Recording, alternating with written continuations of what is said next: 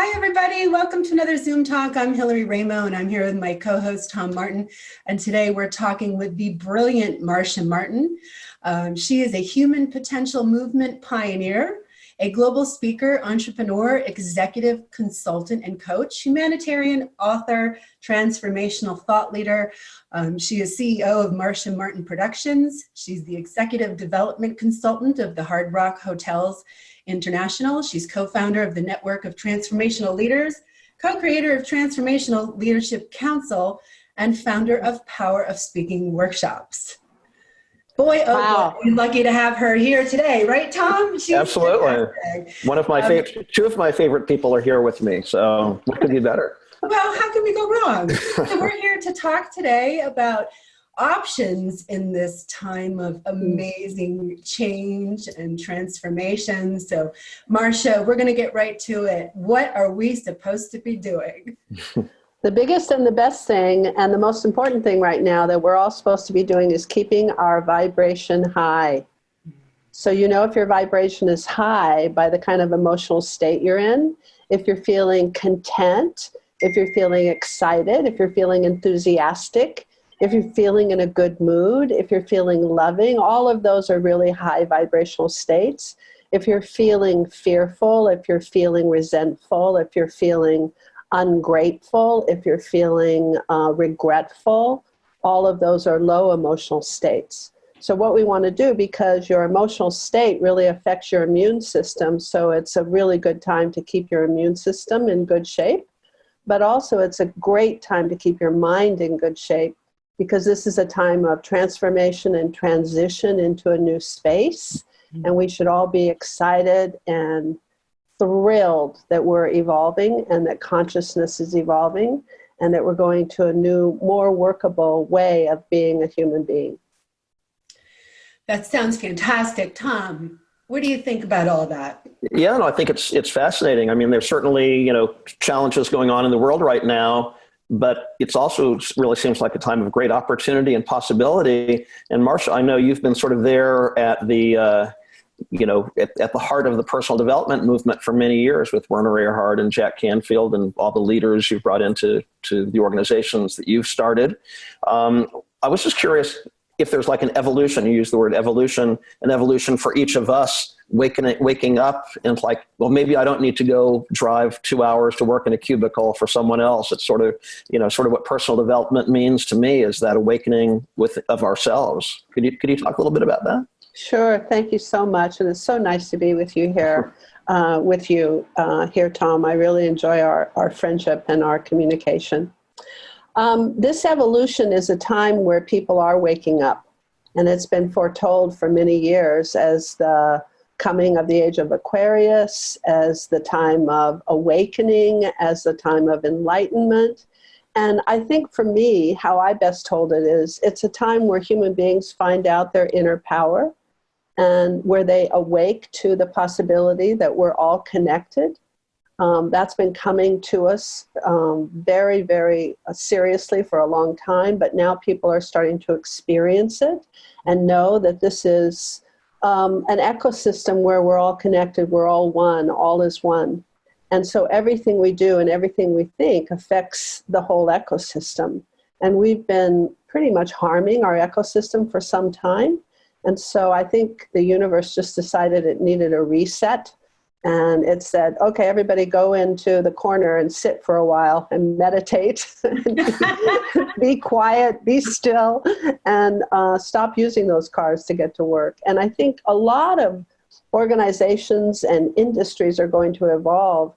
Small businesses and medium-sized businesses are realizing they can have their employees at home and that it works well for the family. Doesn't work well 24 hours a day, 7 days a week perhaps, but 3 or 4 or 5 days a week would be great to have people be at home and to work from home. And all sorts of educational systems are evolving right now.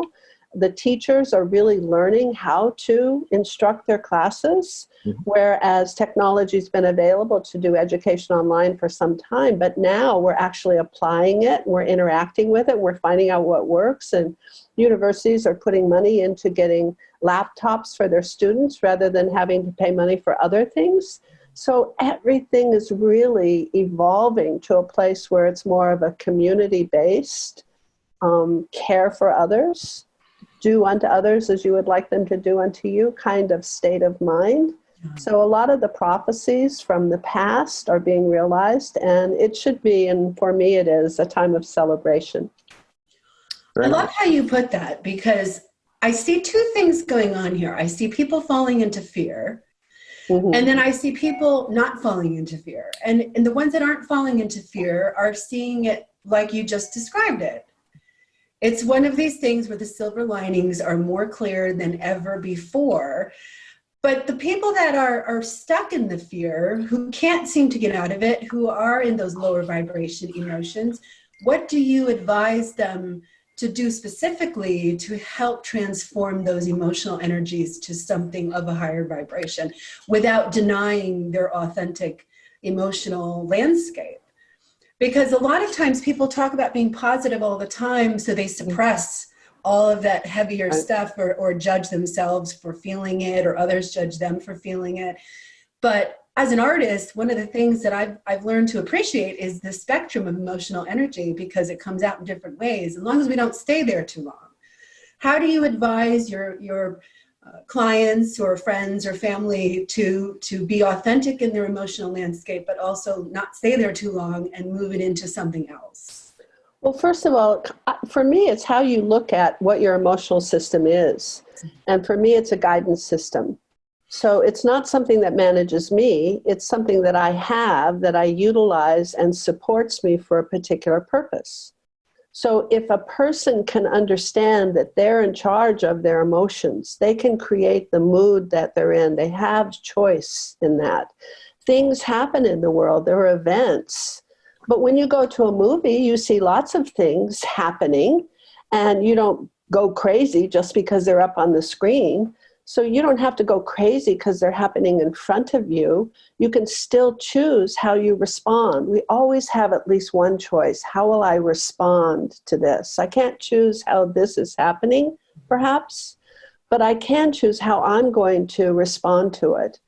And if I look at my emotional system that way, then if I'm in a bad mood or being fearful, then I can say, oh, I must be having, this is a support system, a guidance system to show me that I'm thinking a thought that isn't productive for me. And I need to change my thinking. I need to change the thing I'm focused on. I need to change my action. And if I change that thought, and then I start to feel good, it's a guidance system to me to say, oh, you're going in the right direction now. Keep thinking that. Now, it's not like just being positive and inauthentic. That's not the point. The point is that we have some choice. Also understand that energy follows focus. And what I mean by energy following focus is if you want to gather some momentum, if you want something to grow, that's what I mean by energy. It follows focus. So what are you focused on? And if you can focus on gratefulness, what are you in gratitude about? And really train your mind to focus. I'm grateful for this. I'm grateful for this. I'm grateful for this. Pretty soon you'll feel that energy of a better mood starting to open up behind that focus. If you focus on, oh, this is going to scare me. Oh, this is going to hurt me. Oh, this isn't working. Oh, I don't have this. Oh, this is what's scarce. Well, that kind of momentum will follow you too. So it's kind of which direction do you choose to take yourself? Are you going to take yourself, your mind, your body, your being to a place of greater consciousness?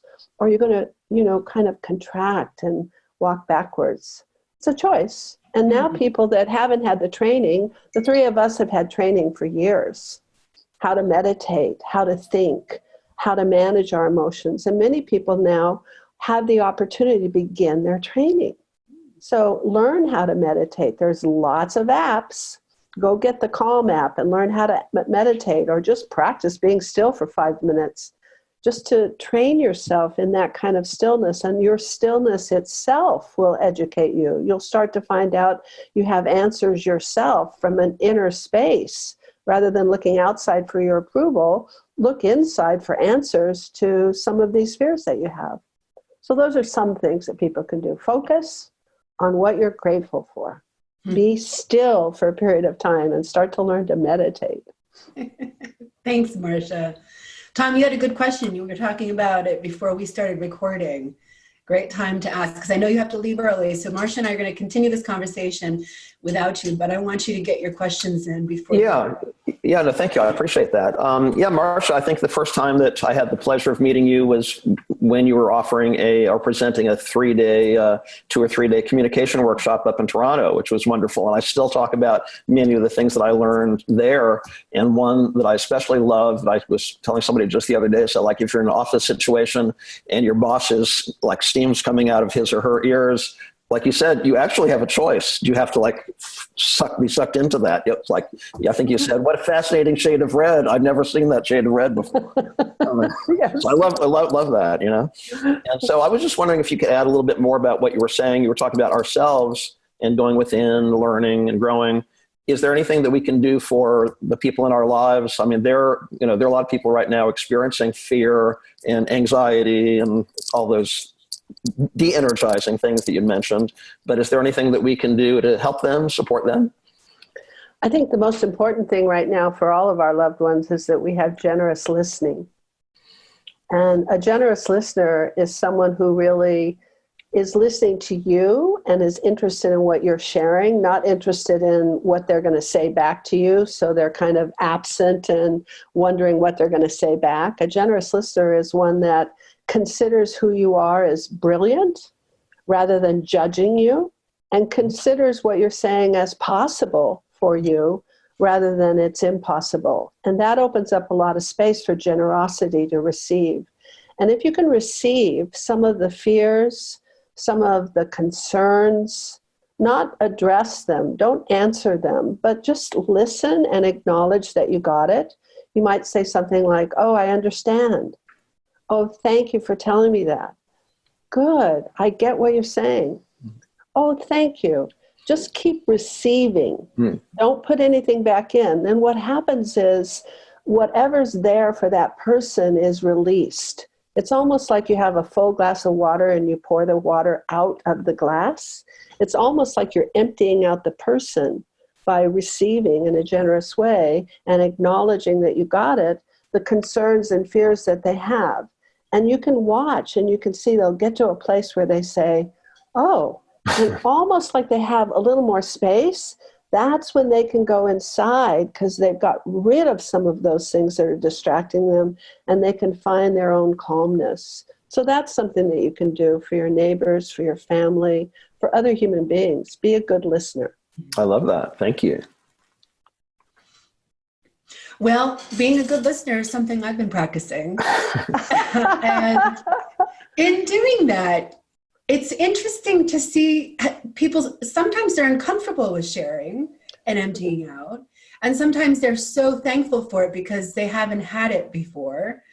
And then there's other people who are afraid of being a generous listener because they have a perception that if somebody is going to dump or unload or fill out, empty that glass, that they're going to somehow take on that energy themselves and feel a little slimed after that conversation. So they don't really open that space. What do you say to people about being a generous listener and not taking on that energy? So it's a practice of receiving, but not holding on. So I'm not attached to what you're saying. I can get what you're saying. I can allow it. Receiving is allowing. It's not resisting, but it's not attaching at the same time. I don't have to take you on and transfer what you're saying into me. I don't have to hold on to it as if it's me or mine. I can just get it. I can allow you to have your experience, and I can be there with you while you're having that experience. The other thing is not listening. It's really kind of jumping into the muck with somebody. And I'm not asking you to jump into their muck. I'm asking you just to receive and notice they're having this experience, and you can acknowledge and be there with them. I had this amazing experience this last couple of days. I have a 16-year-old cat that just passed away and has been with me forever. And I was holding him on my chest. He died naturally in my arms, took his last breaths. And at first I was just feeling so much pain.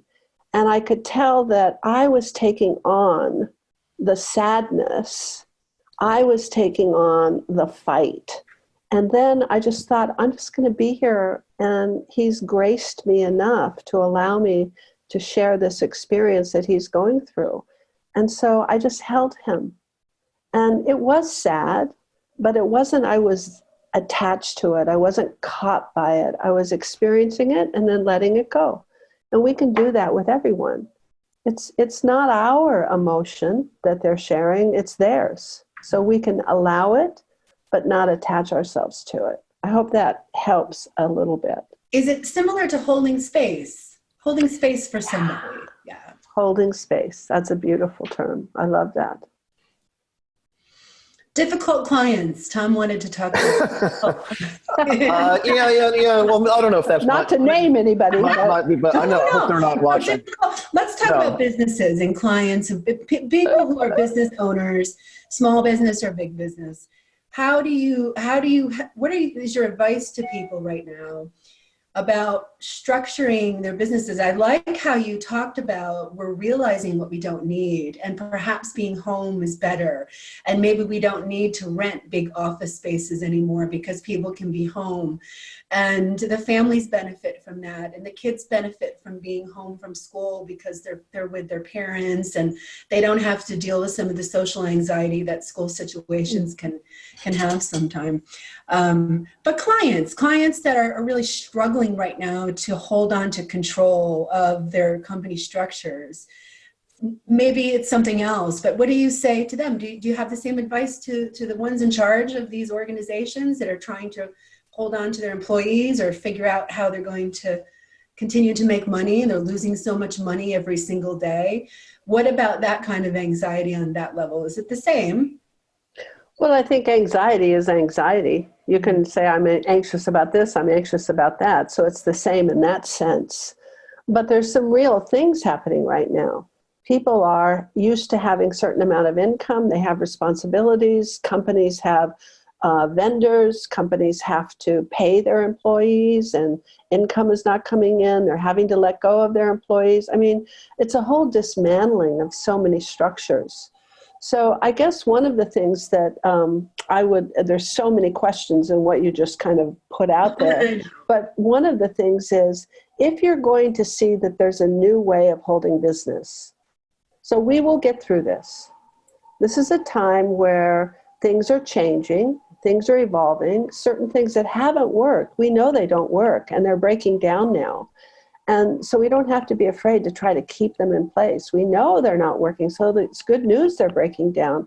Something can emerge in the space that they're broken down into, so that it's created new space for new things that work better to emerge. So this is, birth and death is what's happening. And they're passing and they're transitions, and it's happening in our culture, it's happening in our industries, it's happening in the planet. So it's a little scary, but it's also a celebration. Yeah, it's dangerous. Not every woman who has a baby does it work out, that it all works out. Sometimes it's a disaster.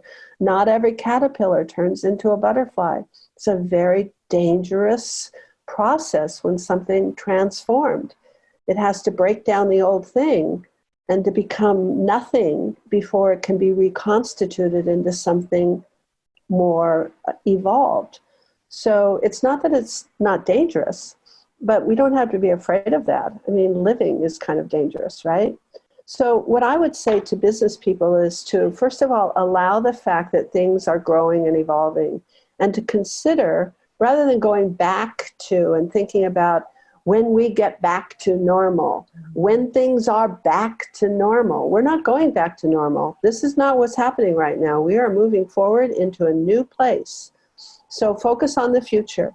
Now, in focusing on the future, look to see, what did we just learn, or what are we learning that's working even better?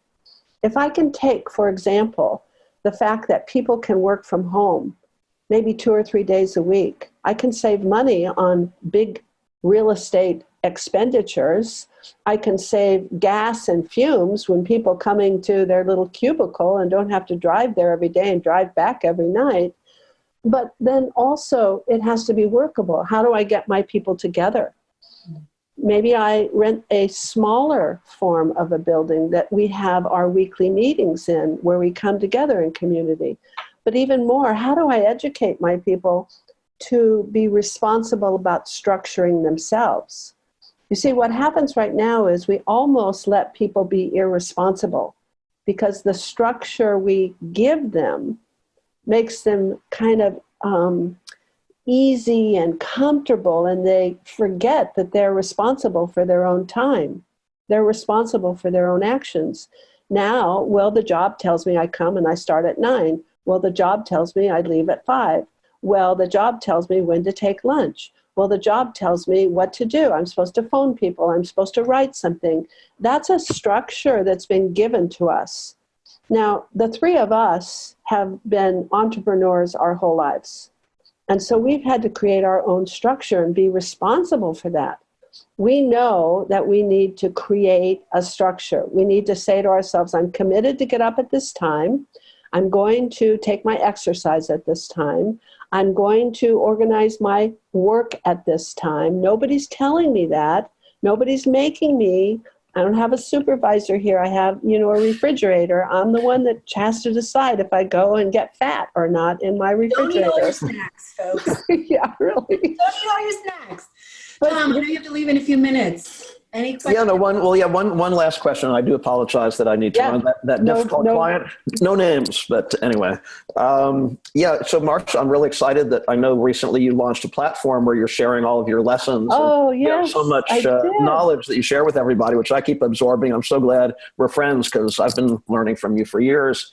I was just wondering if there are certain themes or topics that seem really valuable now that a lot of people keep asking you about. I mean, I remember, I won't go into a long story, but I remember a couple of years ago, you were telling me when you were working with the staff of the hotel, the general manager of the hotel had no idea that a chambermaid had actually been a princess in another culture. Like we don't know about one another, but I was just wondering, keeping in mind all the things that you offer on your great platform, if there are certain topics that really seem to be helpful right now.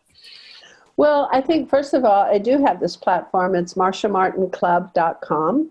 And you can go there, and it's almost like a Netflix of Marcia Martin greats. It's my workshops, my seminars, my podcasts, my speaking engagements, where you can watch at your own leisure for only $10 a month. And they're all broken down into modules. I think the topics, it's a training session in many ways. If you're a coach or a leader, or you own a business, it's a training session in how I am with other people. How do I organize a team? How do I deal with the people in the room? How do I carry on a conversation? If you're new to different kinds of concepts, like how communication works, how leadership happens, how do you grow yourself, then it's content and it's information. There's so much there. And then also, I think what's really great about it is it's a library of stories. I like to teach through my own stories and my own life experiences. And I found that people, just like you just said, are able to hold that information if they hear it in a story. So it's also a storytelling, teaching experience. How do you tell an effective story? How do you share something? How do you make a point? How do you develop yourself to be a great public speaker? So all of those topics, for sure. Wonderful. Thank you. And I hate to do it, but I'll run, guys, and catch you the next time. Thank you so much. Thanks. Bye, Tom. Bye. We love you. Thank you. Love you guys. One of the things that I found very helpful on your Marcia Martin Club was the speech on relationships. Oh, yes. It was fantastic. So I highly recommend that to people who are looking for some support, because being home, being home, we're hearing a rise in domestic violence going up. I saw that on the news the other day, and I said to myself, well, they all should go watch Marcia Martin's relationship video, because they would all save themselves And you would save all the marriages in the world if they just... Well, thank you. I appreciate that. You know, the whole topic of men and women, I love that topic. And the relationship secrets, which is one of the seminars in the Marcia Martin Club, is about, for women, how to empower their men, and for men, how to understand their women. And women don't think they're so confusing, but men think they're very confusing. Most men do. And if they just knew a few things about how to handle a woman and how to understand a woman, and if a woman just knew the things that a guy needed, and it's a fun dynamic to discuss what the motivations of a woman are and what the motivations of a man are and what the fears of a woman are and the fears of a man. And when you break it all down, it becomes simple and fun, because relationships should be fun. They don't need to be hard. Most women relate to a man as if it's a woman with a bunch of hair on his chest. You see, we and most, we kind of talk as if it's another girl, right? And men relate to women as if it's, you know, a guy just with a lot more emotions. In other words, the guys relate to girls as if they're men, and the men relate to the vice versa. So when you start to realize we're different species, our brains work differently, the complexity is different, the motivations and fears are different, the drivers are different. And when you start to learn some of those things, it becomes more fun. It was fun because you dissected it so well that it made sense. And I've watched a lot of things of that sort over the years of my life. And it's like you took all the good parts of all those and put them into one place that made total sense. And you didn't have to think too much about it. It was really obvious once I listened to what you said. And then I shared it with some friends and they all go, wow, I have been doing that. Yeah. There was a lot of things in there that were very relevant to all walks of relationships. And I have to say that maybe the relationship aspect of this is what is in deep need of healing. Because otherwise our stats wouldn't be going up with different dynamics like that. And so aren't we really seeing what needs to be healed in relationships this way? Yes, I think so. And I think a lot of my work, Hillary, is around relating, because a lot of my work is around communication. You know, people know the law of gravity, so they don't go to the 10th floor and decide, screw gravity, I'm leaving by the 10th floor window today. They organize their lives around gravity, and they know to go down to the first floor before they leave the building. But we don't organize our lives around the laws of communication because mostly people haven't taught us, and they're not as in our face as gravity is. It's pretty obvious when you go against gravity. It's not so obvious when you go against the laws of communication. But if you understand those laws, then relationships, organizations, teams, parent and child kinds of relationships, they all can be so much easier and so much more fun. So that is the basis of most of my work, actually. Relationships and communication. And that can be applied to any relationship. Absolutely. So what would you consider the number one obstacle to good communication? Well, there's two really big laws in communication. And I think the number one obstacle is people aren't aware of them. And one is that you have to be present. Communication doesn't happen unless you're here. And that means the sender has to be here and the receiver. So most people are more interested in getting the information out rather than getting the person present. And most people are more interested in making the presentation than they are in getting themselves present. And if you spent a half an hour getting yourself and the other person present, no matter what you had to do that, and only 2 minutes with the actual content of what you wanted to say, you'd probably have more results than if you spent the whole half hour on the content. So being present is the first law of communication. You have to be here. You can't be in your head. You can't be worried about the past or thinking about the future. You can't be deciding what you're going to say back to the person while they're talking to you. You have to be present with the person. And that takes some study and some discipline. Most people aren't home. I mean, most people I go up to, I go, hello, anybody in there? Come on out. And the second rule or law is space. There has to be space in which communication can take place. And most people don't have space. There's internal space and there's external space. And the internal space is mostly filled up for most human beings. They haven't had anybody in their lives that was just really willing to be there in present time, listening, so they could empty out and have some space.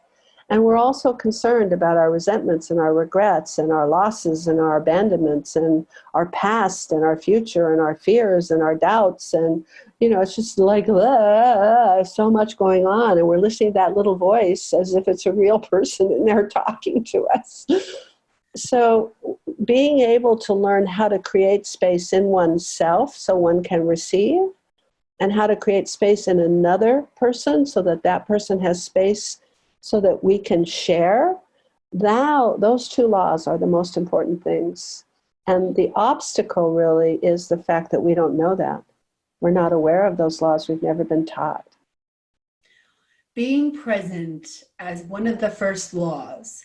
Give some examples of how to do that and to practice that. Great. So if you look at your life or you look at somebody that you know, how they respond or react, you can see that some people respond in a calm way as if they're home. And some people react. And you can feel it in yourself when we're reacting ourselves. I know there's many times where I felt like I shouldn't be saying this, and I can hear myself saying it, and I want to pull myself back from saying it. And I know this is a mistake, but I'm just on automatic, and there's nothing I can do except kind of act it out. So that kind of automatic behavior is when we're not present. We're caught up in a past incident. We're caught up in a past trauma. We're caught up in a past judgment, and we're not here. So there are exercises we can do to train ourselves to be more present. And one of the most simple exercises of all is to be still. That's why meditation is so powerful. It is an exercise of being still. You quiet your mind, you slow down your body, you sit in a place where your eyes are closed and you're not moving, you're not listening to music, you're not listening to watching TV, you're not doing. We should call ourselves human doings instead of human beings. We're hardly ever just being. But if we were just still, quiet, and practice that 5 minutes a day, just 5 minutes a day, you close your eyes and you don't do anything and you focus on your breath. And when you find yourself thinking something, you say, refocus on the breath. And you just keep focusing on your breath until you're really just still focusing on your breath for 5 minutes every day. Here's what happens. That exercise accesses different parts of your brain in such a way that it empties you out and gives you more space. And it gives you more presence. What you'll find after a period of time is that something will happen and now you can respond rather than react. And there's a space in there before you respond where you actually choose your own response rather than act out an old trauma that happened to you a long time ago that now you just kind of plugged into and you went on automatic. But it takes time. It's just like learning to play the piano. You don't sit down at a piano if you've never played and suddenly just start playing Beethoven's sonata and whatever. No, you have to play chopsticks and you have to do it for a long time and you have to practice and practice and practice. And that's how the body learns. The mind learns through understanding. Someone can tell me something and I can understand it. But for the body to learn, a body has to embody it. It has to be in the body, the learning. And to do that, you have to practice. So I can tell you what will work is sitting for 5 minutes, being still, focusing on your breath.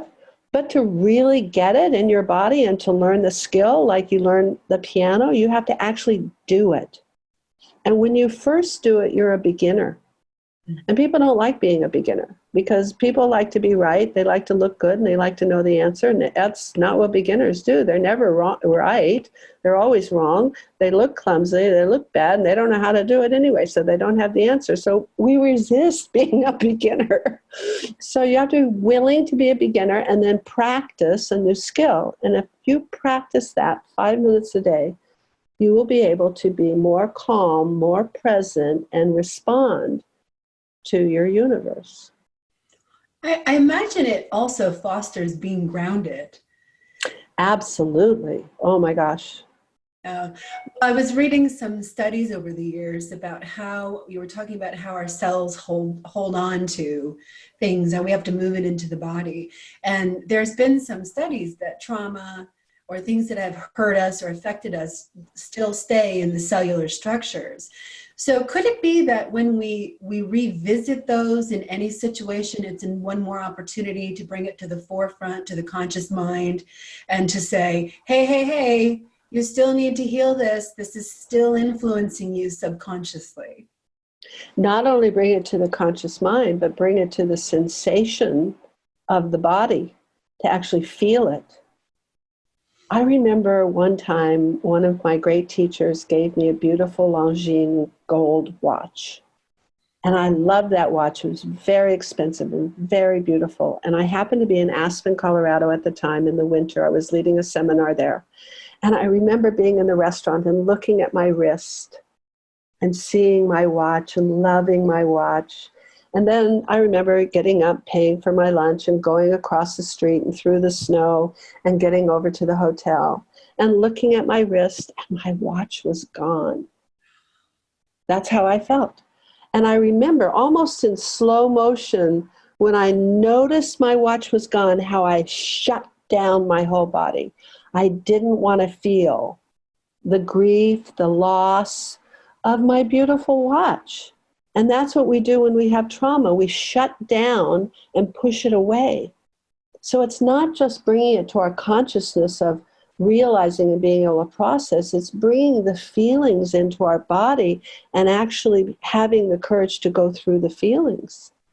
Now, after a while, I thought about it and I looked at my wrist a few times and I gave up some tears and I was really mad and I felt stupid and all of that. But after a while, it wasn't there anymore.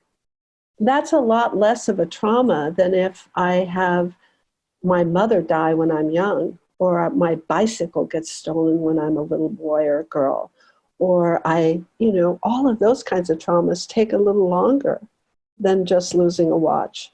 So it is exactly what you're saying, Hillary. It's bringing it back and considering it and looking at it and releasing that cellular memory and then also feeling it on our body so that it can be released because it's held in that cellular memory of our body.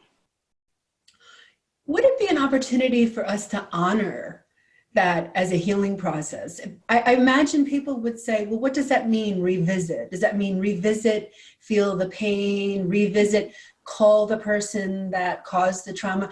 How can we make this a self-sustaining moment where we can create something of beauty perhaps to help transform those feelings so that we can finally be done with it? Almost like a self-ritual or a ceremony or something beautiful to mark the moment of transformation for that memory. It doesn't have to be a painful thing, right? We can revisit these things and transform them in a beautiful way all by ourselves. We don't have to include really anyone if we don't need to, or they're not alive anymore, or if it's something that it can't be a physical conversation. How does that speak to everything we're dealing with? How can we use something of that sort to process and transform ourselves through all of this? Well, I love what you're saying because what you're actually describing is discipline and practice. So that we would have a ritual and we would go through steps. It actually brings the awareness to a certain way of considering something. So it's a practice. And remember that we hold on to the highlights of our life just as much as we hold on to the traumas. Somebody wins a contest or You know, how many people have known somebody who is a famous sports person that still talks about the time they won the championship way back 50 years ago as if it was yesterday? And when we hold on to those things, whether it's a trauma or an excellent time in our lives, that takes up room and holds our consciousness so we aren't as present as we could be in present time.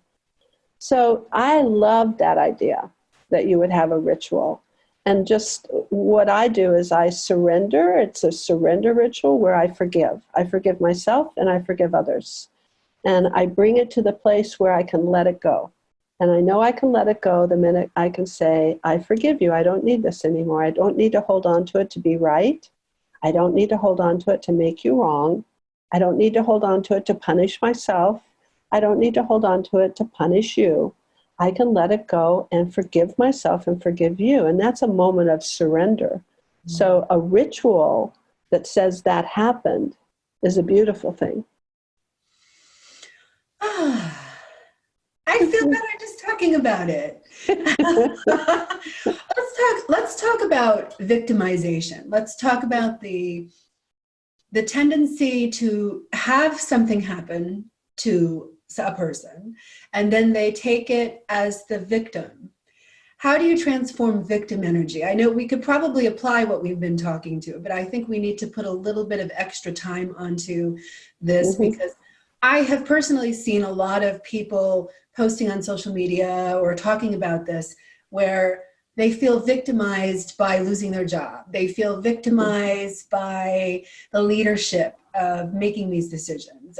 How do you personally view it, and how do you transform? I mean, you've talked about this a lot, but is there anything else that we can add to the moment where we have a choice of taking a victimization stance or empowering ourselves? For those that choose the victimization stance, it's a hard thing to get out of. Do we do the same thing we've been talking about, or is there extra steps we need to take for that?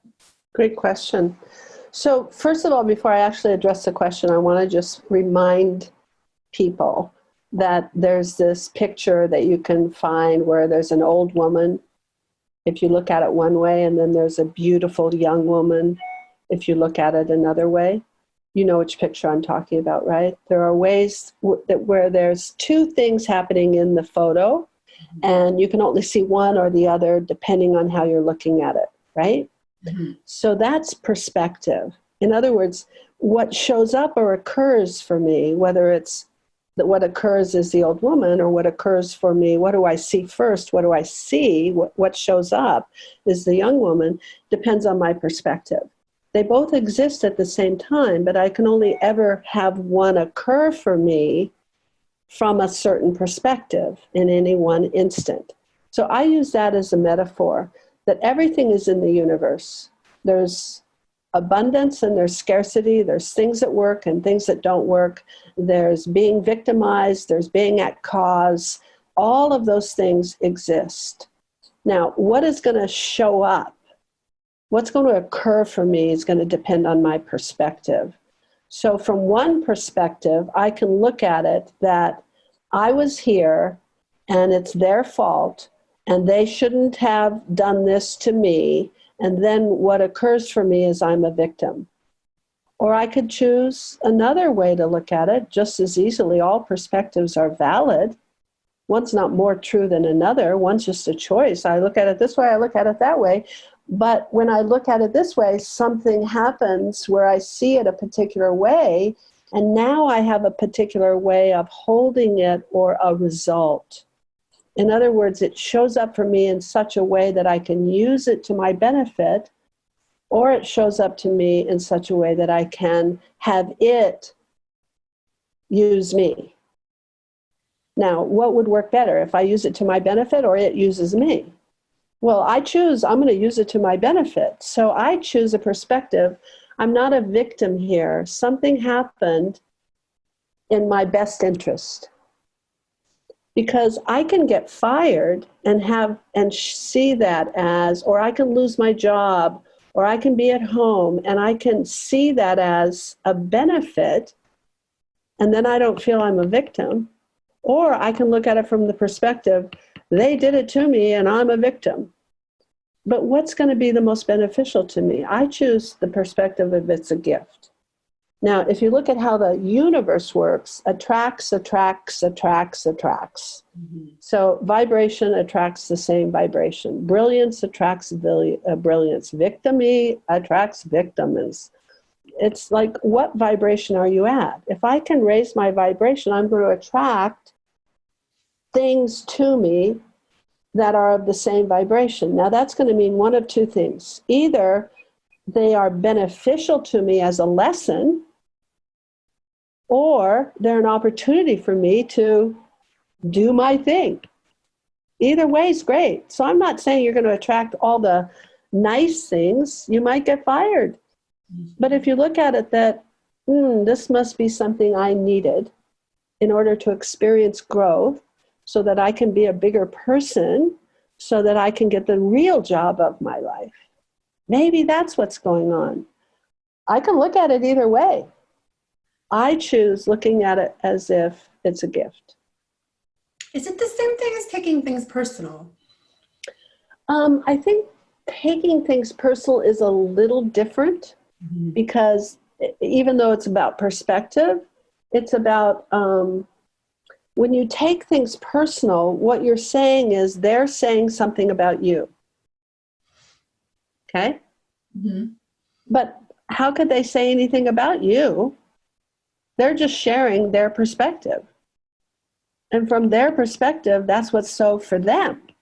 So if I take an assessment personally, if I say, oh, that person says I'm not a good person, oh, I feel bad now, I'm taking it personally. No, I know more about them than I know about myself by their assessments. So taking it personally is, why would I take somebody else's opinion personally? Now, I take my own opinion personally, because that's me saying something about me. That's awareness. That doesn't mean it's so that I'm terrible if I say I'm terrible. It just means, that's interesting. Why would I tell myself I'm terrible? You see, now I can do something with that. But if somebody else tells me I'm terrible and I take it personally, I've just set myself up for no action. I can't do anything about that person's opinion. What mindset is that really? What mindset? Is that a champion mindset, or is that a mindset of being human and just being a little sensitive to people not liking you? Or is that a victimization stance? Well, I think taking things personally is a victimization mindset. And I think that when you consider not taking it personally, but considering whether it's valuable to look at. The lesson. Yeah, not just the lesson, but and the whole thing, whatever it is presenting itself. We're looking for lessons. Yes, absolutely. But also look for, here's what happens when people take things personally. Usually it's about what somebody else says or somebody else tells them about themselves. And we say, that means I'm taking it personally, right? Mm-hmm. So some people give authority. In other words, they make it important, whatever that other person says. And they give that kind of authority to everyone. To everyone? Everyone. There are people in life that can walk down the street and some stranger can come up to them and say, you're a bad manager. And they'll go, oh, how did you know? I mean, it's true. Do you see what I'm saying? They take like, well, why would you give that person authority? Why would you even give that person's words importance to you? Hmm. Now, there are other people that give nobody authority. Now, I don't care what they say. I don't care if it's my boss. I don't care if it's my wife. I don't care if it's I don't have to take whatever they're saying. Well, that's stupid too. There has to be a balance where you say, it's not like it's true what they're saying, but I'm going to consider it important enough for me to consider if it has value. Maybe I am being too controlling. Now, if my husband or my wife says that to me, I would hope that I would give them authority and that I would make what they're saying important. Not that I'm taking it personally, but that I'm making it important that their words mean enough to me and their point of view means enough to me that I would consider, is that going on? But, you know, there are a lot of people that can say I'm controlling and I've never met them. And what do they know? Why would I make them what they're saying important? Do you see? There has to be a balance of who we give authority to consider what they're saying could be of value to me, but still I'm not taking it personally. Mm-hmm. It's a little bit of it's a little trick. Yeah. Like it's like you have to trick yourself to just go off a little to this side and see it differently, change your perspective. Yeah. Let the possibilities come in, receive it, right? Yeah. And yet we look around the world and opinion seems to be the trigger for so many opportunities for discord, right? Absolutely. I mean, opinion has taken on a new meaning, I think, especially in the last few years. And I've seen a consistent campaign to move away from opinion more towards facts, right? So how do we, as a collective, apply what you just said? I mean, if people are entitled to their opinion and they're allowed to make that opinion based on their life experience. We don't all have the same experience. So things sort of filter through in unique ways. And I always like to hear other people's opinions. I actually enjoy it a lot because I learn. Yes. I don't have to take everything in. It's kind of like we were talking about before, when you're generously listening and you have the space open and you're holding space, you can allow that emptying without taking it on and attaching to it. It's sort of the same thing, don't you think? You don't attach to the opinion. Yes, and I think you have what I call a body for leadership. So a body for leadership is where your body has practiced taking somebody else's opinion. Mm. You see, what you said was really profound, because you say, we don't want to take anybody's opinion. We'll move away from that, because that is one of the greatest skill sets a champion leader has, is the ability to give and receive negative assessments. First of all, we don't want to hurt anybody's feelings, so we're unwilling to give anybody a negative assessment. That's a body that's not built for leadership. Because how can I train you? How can you develop more competence if I don't share what I observe? And if I'm your mentor, if I'm your teacher, if I'm your boss, I see things in a context that could be valuable for you to see what's working and not working. But if I don't have a body to be able to deliver that assessment without being afraid, I'm going to hurt your feelings. People aren't really afraid they're going to hurt your feelings. They're just cowards to be able to say what they see. Oh, I wish they would. I know, but you have a body for, you're willing to receive assessments because you've done it your whole life, sweetheart. You have. I know. You've said, how is my painting? What do you think of this? What do you think? You're married. You have to get used to taking somebody's opinion after a while and having negative assessments. But my point is, it's something that's learned. Mm. And what you learn also is not just how it's a physical thing, like somebody kicked you in the teeth or hit you in the mouth. And when somebody gives you an assessment that doesn't sound very nice, you have to kind of go, whoa, I got to process this. And tell yourself, this isn't about me. This is their opinion.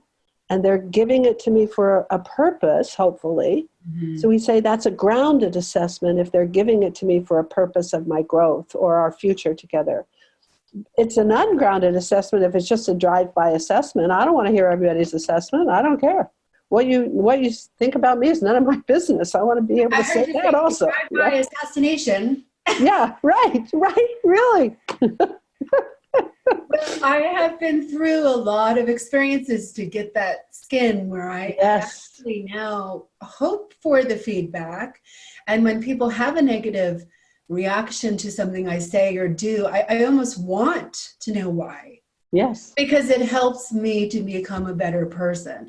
I haven't always been in that stance. I think we grow through this stuff in stages. Absolutely. And experiences. Well, we're wrapping up to the end of our hour together. Do you have any other wise words of wisdom to hand out to the world as a last statement of our time together? Well, especially what we just discussed, I think one of the things that people need to remember is to honor each other and to be hold people with dignity, to respect and be kind. Take time to be kind. And that we can give people feedback and we can receive feedback. We can share our vulnerableness. We can, kind of learn how to react or respond to things. But we can do it in a way that is respectful and has some dignity for other people and is kind, all at the same time. Thank you, Marcia. It's been wonderful sitting here with you an hour and listening to all your wonderful wealth of wisdom. And for people who would like to know more about Marcia's work, you can go to marciamartinclub.com. You can find her videos, and it's Marcia, M-A-R-C-I-A. And we'll have a link up on the replay here for people to. Oh, beautiful. Thank you so much. It's been so great.